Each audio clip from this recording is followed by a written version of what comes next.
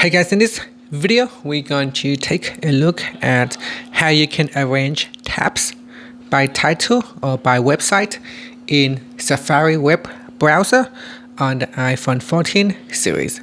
First, let's go back to the home screen by swiping up at the bottom of the screen. And from the home screen, open up the Safari web browser. Next, tap on the tabs button at the bottom corner. Next, in here, touch and hold on one of the tabs. And then from the pop-up, tap on Arrange Tabs By.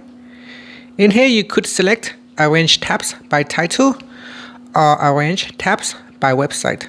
Now select one of the options.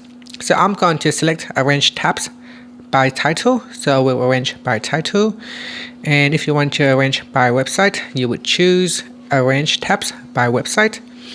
And that's it. After that, you can tap on Done. And finally, you can swipe up to go back to the home screen. Thank you for watching this video. Please subscribe to my channel for more videos.